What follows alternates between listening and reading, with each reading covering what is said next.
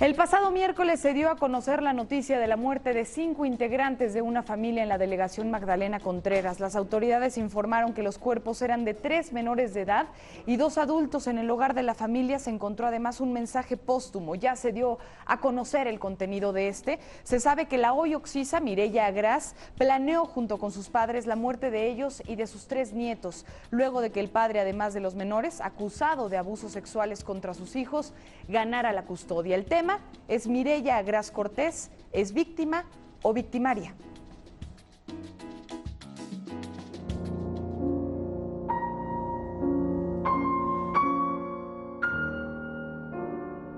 Este es un caso que ha conmocionado a la opinión pública. Se trata de Mireya, una mujer que mató a sus hijos y a su padre intoxicándolos con medicamentos tras perder el juicio de custodia con su ex esposo. Posteriormente, Mireya se suicidó y dejó una carta póstuma donde explicó los motivos que la llevaron a tomar tal decisión. Mireya, de 38 años, quien estaba separada desde hace 2 años, engañó a su hijo de 9 años y a unas gemelas de 6 para que tomaran un medicamento, lo mismo que a su padre de 70 años. La abuela, de 68, también ingirió los medicamentos, pero ella sobrevivió.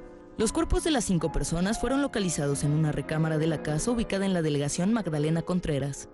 En la carta póstuma encontrada, Mireya explicó las razones por las que decidió matar a toda su familia. Admitió estar deprimida por entregar a sus hijos.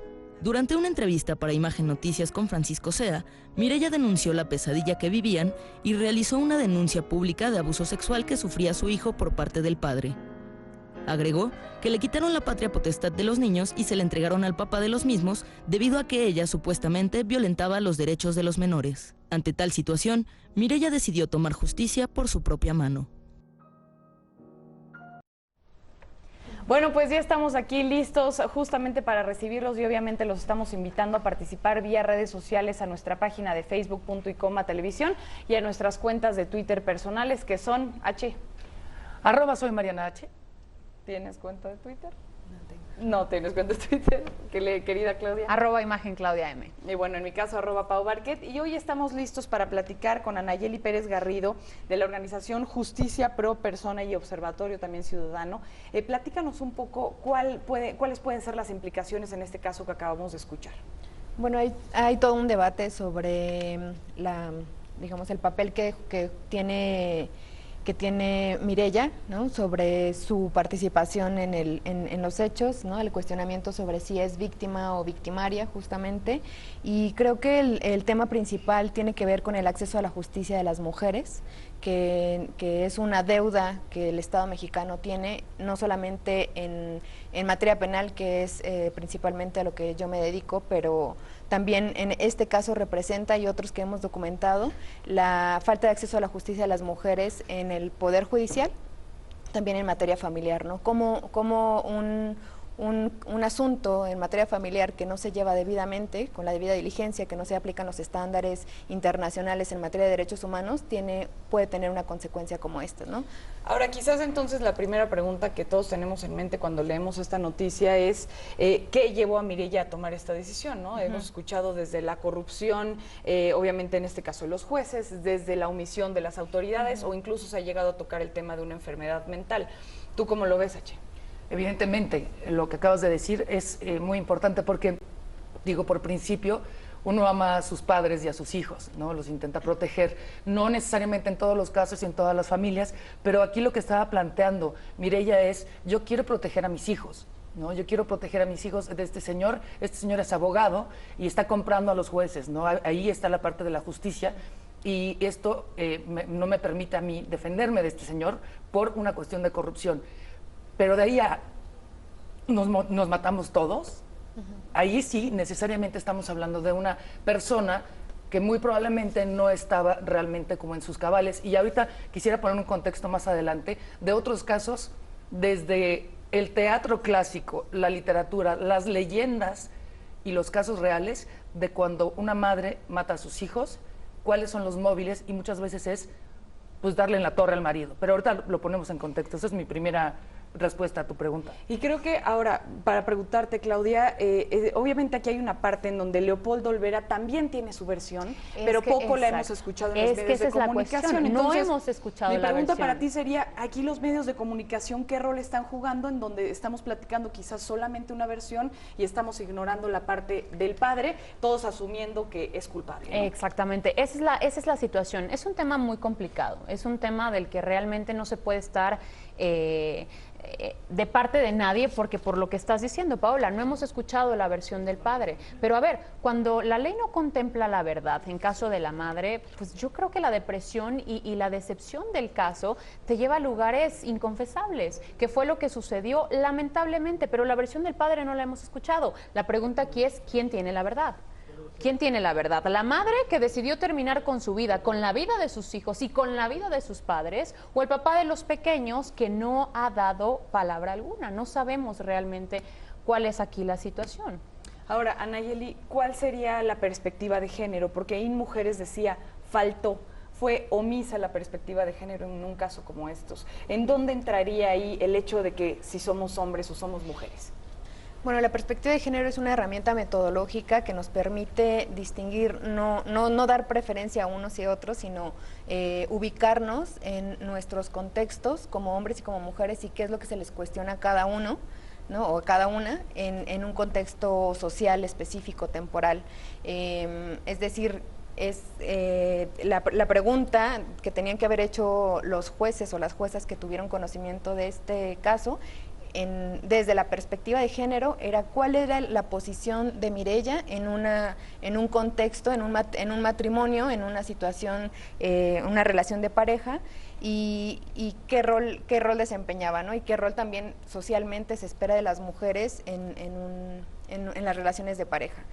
Pero además, no solamente la perspectiva de género es una herramienta que tenían que haber aplicado los jueces, sino también una perspectiva de la infancia, ¿no? Donde ella estaba haciendo acusaciones, ¿no? O estaba dando y aportando pruebas donde ella refería que sus hijos estaban siendo víctimas de violencia sexual, ¿no? Entonces, ahí de entrada aplicaba o tenía que haber sido, digamos, transversal la perspectiva de la niñez, el interés superior de la niñez. Las juezas y los jueces del tribunal tenía que haber conocido este caso desde esa perspectiva y darle, o sea, digamos, tan solo con la duda que existe de la violencia, pues no era para que él tuviera la guardia y custodia, ¿no? O sea, aquí hay, claro, una serie de elementos que hacen presumir la falta de perspectiva de género y de interés superior de la niñez por parte del Poder Judicial del Es que, a ver, Federal. rápido, a ver, Anayeli, a ver, Paola, a ver, Mariana, si la posición, si la postura, la versión de la madre es verídica, entonces qué incompetente la sociedad y qué ineficaz el sistema de justicia que decide entregarle la patria potestad a un hombre pederasta y quitarle la protección de una madre a 3 pequeñitos menores de edad. Pero como reitero, como mencionábamos al inicio del programa, no conocemos la versión del padre, no sabemos realmente cuál es la parte que él tiene, que él va a abordar ante las autoridades, y lo único que habría que hacer aquí es esperar lo que las autoridades van a decretar con base en las investigaciones que se están realizando y que se van a continuar realizando. Delicado lo que dices porque se presume también que hay tráfico de influencias. Pero bueno, antes de continuar con este punto, vamos justamente a escuchar las declaraciones de Mireya con una entrevista justamente en Imagen. Vamos a ver qué le dijo. No solamente me quitan la guardia y custodia, me quitaron el derecho de volver a convivir a mis hijos, y no solo a mí, también a sus abuelos. He estado peleando contra un pederasta, contra muchísima corrupción de las autoridades, porque hay muchísima corrupción. ¿Su propio padre abusó de tus hijos? Su propio padre. ¿Cuántos hijos son? Tengo 3 pequeños, unas cuatitas de 5 años y un pequeño de 8, y pues ha sido una pesadilla. Ahora, justamente ella lo dice en esta entrevista, parece que este hombre es abogado, de familia de abogados, es decir, hay un contexto muy delicado en donde ella parece no tener pues ningún beneficio en contra de esta persona que, bueno, por lo pronto era su exmarido. Ahora, esta declaración que leíamos, como decía en la parte de abajo, dice 17 de octubre, es decir, hace aproximadamente 8 meses, ha sido un caso que desde hace 5 años empezó pidiéndose el divorcio, después, bueno, se hace un convenio en donde él tenía que ver a los hijos de vez en cuando y ya no cumple. cumple porque sabe que está siendo abusado. Y entonces aquí el caso empieza a complicarse en un círculo en donde ella no tiene pues beneficio alguno, Mariana. No, y además ella también dijo que le permitían al padre ver a los hijos en una convivencia.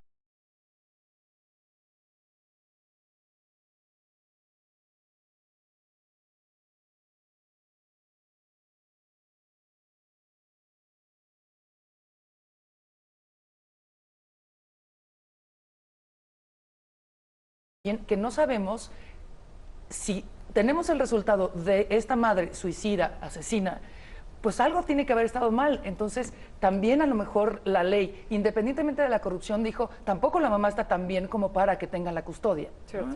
Sí. Ahora, en ese caso que decías sobre las convivencias, el Tribunal Superior de Justicia, que manejan este centro de convivencias, parece que ignoraron los peritajes del DIF, que ignoraron los peritajes de Adivac, que son los especialistas en este término, y ella, incluso en esta entrevista que estábamos viendo hace unos momentos, que además fue realizada por Francisco C. en Imagen, de pronto dijeron que no era conveniente que ellos siguieran viendo al padre, y parece que eso fue ignorado por completo cuando son los especialistas en el tema, ¿no, Nayeli? Bueno, ahí se configura esa violencia institucional y se presume lo que se ha estado manejando en la opinión pública, ¿no? El tema de corrupción, o sea, de hasta dónde llegan las autoridades y hasta dónde violan elementos probatorios que tienen ahí fehacientemente para tomar una decisión o arbitrariamente negar el acceso a la justicia. Yo hablaría un poquito también de las etiquetas, ¿no? O sea, no es que ni siquiera tenemos elementos o la Procuraduría tendrá que agotar la investigación para determinar quién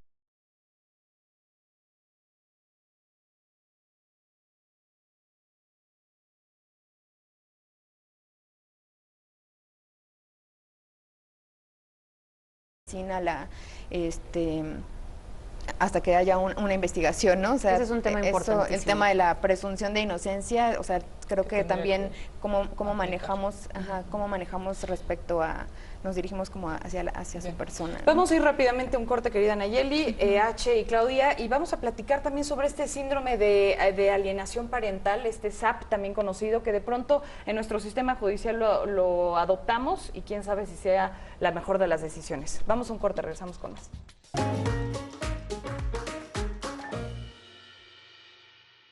Tengo 5 años, 3 meses con este problema.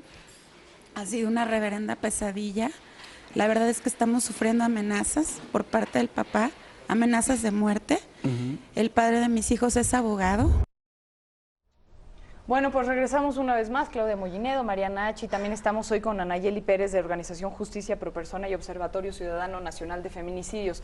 Estábamos empezando a tocar, ya lo decías antes, Claudia, sobre el tema también de la presunción de inocencia. ¿Nos querías comentar algo? A ver, o sea, si yo Mireya, no creo en las autoridades mexicanas, ¿qué hago? Hay diferentes posibilidades. Una de ellas, dejo a mis hijos en una embajada, ya sea Francia, ya sea Canadá, no sé, pero entonces dejo que las autoridades internacionales lleven a cabo las investigaciones pertinentes y que ellos decidan qué va a suceder con mis hijos. Pero no hago lo que Mireya. A ver, perdóname, esto es un delito que tiene 3 atenuantes.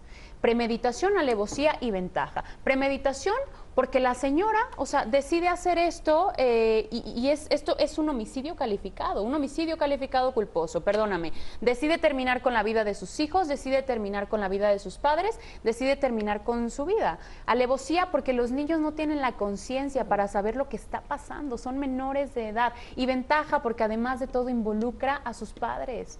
De verdad es un homicidio.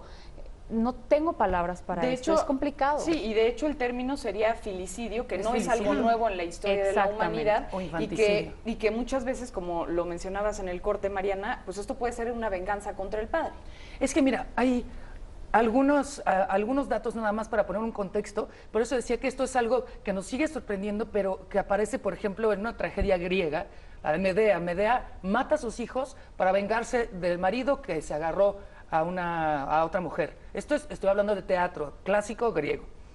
Después, por ejemplo, La Llorona, que es una leyenda que se le cuentan a los niños. ¿Qué pasa con La Llorona? Que se empareja con un español de una casta más alta y es indígena, entonces para que no se los lleven, mata a sus hijos, los ahoga y entonces se suicida y va penando por el mundo. Y no sé si se acuerdan de un caso escalofriante de una chava que se llama Aileen Campion, que ella se grabó viendo a las niñas jugando, después desaparece la grabación, se dice que las ahoga en la tina, y después sale a cuadro diciendo, esto fue por tu culpa, me estoy vengando de ti, o sea, del marido, porque tú provocaste el daño a estos niños. Y te los juro que en la misma tragedia griega, la Medea les dice, ellos perecieron por tu culpa, por tu maldad. Y aquí también se menciona que esta mujer quería que sus hijos estuvieran no en manos del papá, sino en manos de Dios. Entonces, ahí también existe una cuestión de una venganza muy retorcida, que podría ser la única que se vio. Había opciones, como tú dices, pero en su trastorno dijo, esto es lo único. Entonces además, ahí sí tenía un estamos cuadro hablando de depresivo violencia. tremendo. Sin A ver, duda. la señora le deja a los niños en su regazo antes de matarlos con estas pastillas, con estos medicamentos, una Biblia y un Cristo de madera. ¿Qué es eso? Anayeli, ¿qué opciones, perdón, sí, qué opciones tenía Mireya en este caso? Es decir, ¿había otra salida? ¿Cuáles hubieran sido estas? Sí, quiero agregar algo. No es que se justifique el hecho, ¿no? Pero yo creo, y bueno, estoy segura por todos los casos que hemos documentado, Sí, por tu experiencia. documentado, que no es un hecho de venganza, eso para nada. O sea, más bien el cuestionamiento es qué nivel de desesperación tuvo Mireya para decidir o tomar esa salida cuando no hay opciones reales, ¿no? O sea, no las tuvo en el sistema de justicia, no las tuvo a pesar de los acompañamientos, a pesar de los dictámenes. Tenemos el tema de la alienación parental, que es utilizado mucho en materia familiar y que fue avalado porque recientemente hubo una reforma en el Código Civil en el Distrito Federal para avalar esa figura donde los que manipulan, que son los agresores, generalmente hombres contra, en un contexto de violencia familiar, manipulan para negar el acceso a la justicia a las mujeres, Fue ¿no? mayo Pero no era la única 2014, opción. ¿no? Entiendo que Sí, mayo no lo- 2014 se incluye esto en el Código Civil, como lo dices, artículo 323 más o menos, y ahí es en donde se establece que ahora el SAP o el síndrome de alienación parental puede ser una opción, pero finalmente hay gente que tiene puntos en contra. Explícanos por qué esto podría no estar funcionando para nuestra sociedad. Uno no está reconocido por los estándares en materia psicológica ni psiquiátrica. Ninguno de estas disciplinas han reconocido Ni siquiera la OMS la alienación lo parental. No está reconocido internacionalmente, no es un parámetro real. Se introduce en materia legal porque ha habido un movimiento para promover esta figura que no tiene validez o no debería tener una validez. Hay una acción de inconstitucional que presentó la Comisión de Derechos Humanos de la Ciudad de México, que no se ha resuelto, que la Suprema Corte tendrá que estudiar si esto es válido y cómo se está utilizando en estos casos de violencia, porque generalmente están siendo utilizados en contra de las mujeres, ¿no? ¿Cómo funciona? ¿Cuáles son los pasos a seguir de un SAP? Para que la gente entienda exactamente cuál es la figura. No, es que justamente no está reconocida por los estándares internacionales, no hay una metodología para establecer este daño Es decir, el psicológico, punto es que uno de los padres no es científico. ya no puede ver a Sí. los hijos. O sea, no es científico, o sea, a esa conclusión llegan, pero es a partir de una manipulación y de una falta de perspectiva de género, porque creo que todos estos casos que comentaban, incluso en la literatura, que también es muy machista y misógina, porque, o sea, hablando de los Sí. de lo que comenta la compañera, no es un acto de venganza, no, o sea, eso ni siquiera ella lo presenta así, no debería estar como en discusión y al contrario, ¿no? O sea, creo que lo que debemos cuestionarnos como sociedad y ante la autoridad es por qué no se le dieron ninguno de los recursos que sí existen, que efectivamente hay posibilidades, pero que materialmente a las mujeres no se les brinda. Pero ¿no? hay una Se les cuestión garantiza. en psiquiatría y estudiado y comprobado que el suicida, deja tú ya el asesino o el parricida o el filicida, el suicida, ese último acto es un acto también de violencia, o sea, de agresión a los demás. O sea, eso sí también está comprobado. A lo mejor aquí no se dijo, para vengarme de ti porque tú maltrataste a mis hijos, pero necesariamente hay una carga de violencia brutal. Te maté a tus hijos Así al es. final. Ahora, Así es. hay una parte también importante en donde los niños dieron declaraciones, en donde esta prueba de antenas por los niños es este personaje que toma declaraciones ministeriales a los pequeñitos y que en el caso, por ejemplo, de Emiliano, de 10 años, pues salió positivo, ¿no? ¿En dónde está, en este caso, el juez de lo familiar, por ejemplo, que decían sería el que tendría que llevar el caso de la mano, en que pues fue totalmente ignorado? Así es, absolutamente. O sea, los niños ya no forman parte entonces de las pruebas en sí, sino que finalmente fueron simplemente las víctimas de este suceso y el padre ahora tiene esta posibilidad. Ahora, durante mucho tiempo los medios de comunicación también, y digo mucho tiempo, me refiero a los 7 largos días que han sido de la noticia, en donde la cara del padre, es decir, tuvimos acceso a conocerla hasta el día de ayer con Ciro Gómez Leiva en imagen, en donde nos da esta fotografía con la cara de este personaje, porque antes se le había, quizás, no sé si protegido, pero de alguna manera solo se había conocido a Mireya, la persona que mató a sus hijos, pero no a Leopoldo, el padre que supuestamente los violó, ¿no? ¿Cómo ven esta parte, o sea, es decir, de los medios de comunicación, el rol del medio de comunicación en esta parte en donde también es importante, ¿no? De cómo se conoce. Es complicado el rol de los medios de comunicación porque muchas veces partimos, y me incluyo, de lo que se sabe, de lo que se conoce hasta el momento. Lo hablábamos al inicio, lo repetí a la mitad del programa, lo vuelvo a repetir ahorita, no podemos ejercer un punto de vista o estar en acuerdo de Mireya o con Leopoldo si no conocemos la versión de Leopoldo. No podemos estar ni a favor ni en contra de ninguno de los dos cuando no está la versión del padre de los niños. Ahora, aquí lo que estás mencionando es importante porque hasta dónde puede llegar ahora la PGR o llevar las investigaciones la PGR ahora que la parte acusatoria ya no existe. Sus facultades deberían seguir sí o no, porque muchos dicen, bueno, pues es que como ya no está Mireya, ya no está la parte acusatoria y entonces el caso se cierra. Sí, es eso decir, le dijo a Ciro. ¿Qué sigue? No, en este tipo de hechos la actuación de la autoridad y es de la Procuraduría General de Justicia de la Ciudad de México es oficiosa, ¿no? O sea, eso tiene que continuar. No es la versión de una persona o de otra, ¿no? sino los elementos de prueba que debe de recuperar el Ministerio Público en este caso para determinar y para llegar a esa verdad, donde se tendrá que recuperar todos esos procesos que Mireya realizó en su momento, tratando de agotar las instancias legales y los resultados que tuvo, ¿no?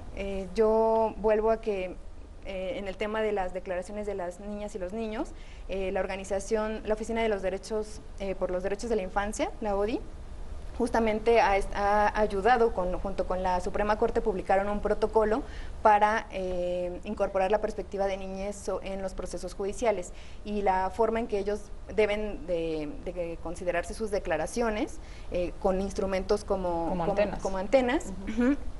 Y que esto también en el tema de derechos humanos ha sido un obstáculo en el acceso a la justicia. O sea, los niños, las niñas, a pesar de que pueden manifestar hechos, desde su perspectiva por su edad, no son considerados por los tribunales o por las autoridades como una prueba fehaciente. Entonces, eso también es una violación a derechos humanos, en este caso de los niños, donde dieron o se sometieron a un procedimiento y no fueron considerados, ¿no? O sea, por eso yo vuelvo el debate a las autoridades, ¿no?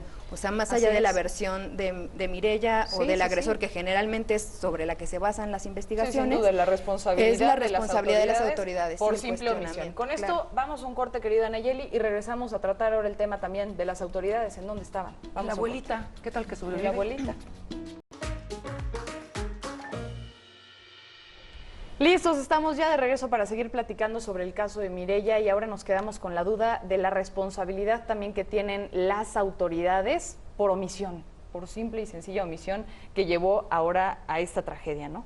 Por omisión y acción también, ¿no? Porque tenían ciertos elementos que tenían que haber considerado y lo omiten, entre comillas, pero actúan finalmente, ¿no? Dictan una sentencia negativa, y bueno, esto nos habla de la violencia institucional, ¿no? No es el primer caso que nosotras acompañamos donde vemos afectaciones, no a este nivel, pero sí afectaciones graves en las mujeres, donde a causa de esa impunidad, porque de una instancia a otra, de un peritaje a otro, se va volviendo una cadena de impunidad, ¿no? Es decir, que el Estado, sus instituciones, en lugar de servir a la ciudadanía, sirven para obstaculizar el acceso a la justicia, ¿no? Y sobre todo en los casos de violencia contra las mujeres.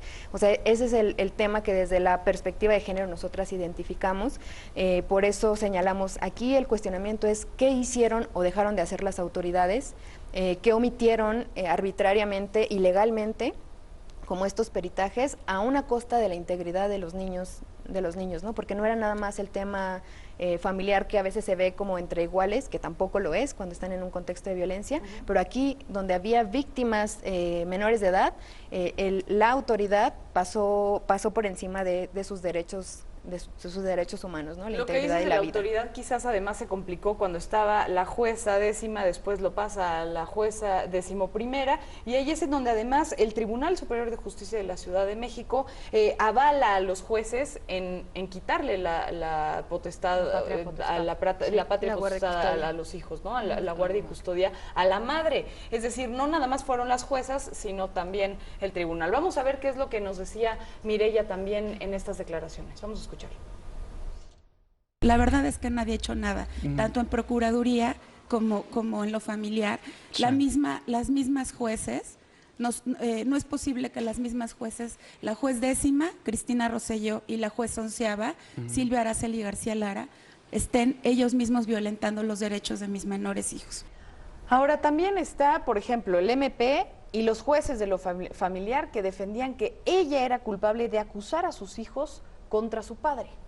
Y es que además, exactamente, o sea, esa es la versión que no nos sabemos. La señora ya está muerta, pero eso no le quita responsabilidad. Y la versión del padre es la que necesitamos escuchar. A ver, él siguió el juicio hasta el final. Él no se echó para atrás, él no dio la espalda a todo este proceso. Él siguió el juicio hasta el final. Entonces, él puede ser también la víctima en esta situación.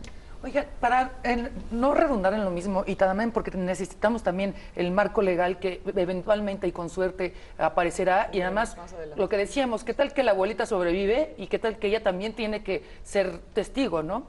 Pero para las mamás que nos están viendo, independientemente de este marco legal que se tendrá que resolver con suerte de la mejor manera, ¿cuáles son algunos signos de que tus hijos están siendo abusados en la escuela o por algún pariente? ¿Qué es lo que tú puedes notar para decir, aquí está pasando algo?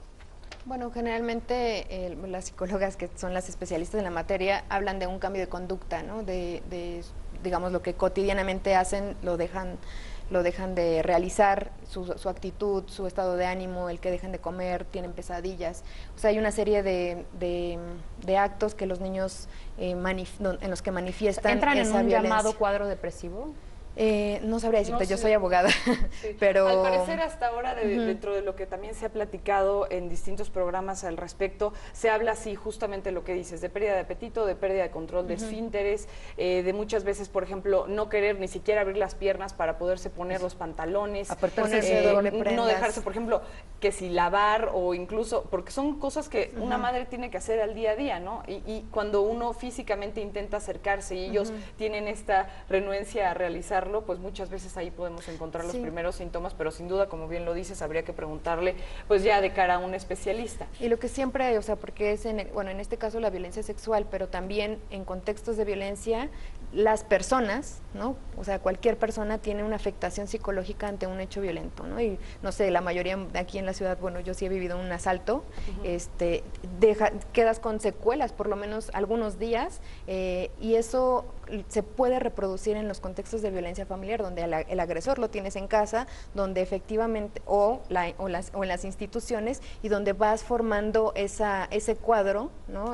De afectación psicológica, en la que pues estás deprimida, no tienes recursos, no te consideras apta para tomar ciertas decisiones, ¿no? A ese nivel se reduce a las personas en situaciones de violencia. Eso sí lo sabemos, el niño ¿no? sí perdió Niños el control mujeres. de esfínteres, o sea, se hacía pipí, exacto. el niño se hacía pipí, entonces eso evidentemente es una Empieza prueba a de ser- que algo allí no estaba bien. Pasando. Ahora, tú eres especialista también en feminicidios y esto sin duda puede englobar esa parte en el sentido y en la hipótesis dada en la que Leopoldo pudo haber incitado a que esto ocurriera. Es decir, no sé si pueda llamarse feminicidio, si es que él impulsó a que esto sucediera o de alguna manera, pues no sé, pudiera estar relacionado. El abuelito sí, ¿no? O sea, digo, ya se murió, ¿no? Pero también ahí se puede calificar como feminicidio. Bueno, sería creo que como todo un debate si aplicaría o no. Yo creo que más bien la relación con el tema de feminicidio es, en este caso, es la falta de atención a la violencia contra las mujeres, ¿no? O violencia familiar también, incorporando a las niñas y los niños, donde las autoridades, ya sea en materia penal o en materia civil, que a veces se ve como algo totalmente distinto, por ejemplo, que familiar pues estás peleando la guardia y custodia, como situaciones menores, pero que también está en la normatividad considerada la violencia familiar como un hecho que debe considerarse también bajo los estándares de derechos humanos.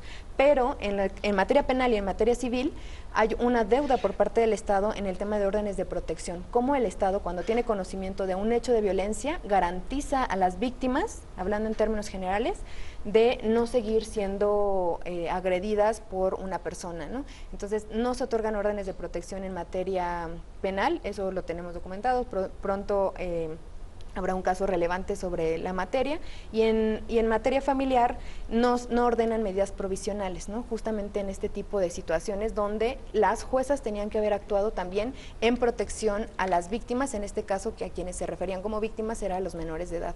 Entonces hay una deuda de prevención por parte del Estado y también de inversión en acciones de atención, ¿no? Para prevenir justamente la violencia o para aportar peritajes con perspectiva de género, con perspectiva de derechos humanos, incluyendo la niñez, para que en los procesos judiciales las personas puedan acceder a la justicia. Y sin querer hablar del pasado, ¿no? Que esto todavía puede seguir, es decir, el caso tendría que seguir abierto. Sí,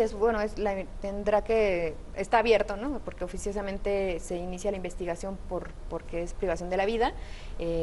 Habrá que esperar cuáles son los resultados de esa investigación, que no dependen del dicho de una persona, ¿no? Generalmente los agresores van a defenderse y van a negar los hechos o no van a hablar, pero lo que tiene que darnos como prueba es todo este material y estos antecedentes que están además judicializados y que son elementos de prueba también para esta investigación. Claudia. Es que justamente por lo que decía Nayeli, pues, evidentemente los padres de Mireya también forman parte de este delito de homicidio calificado y forman parte también de la alevosía y la ventaja que se llevó a cabo ante este acto vil, impensable.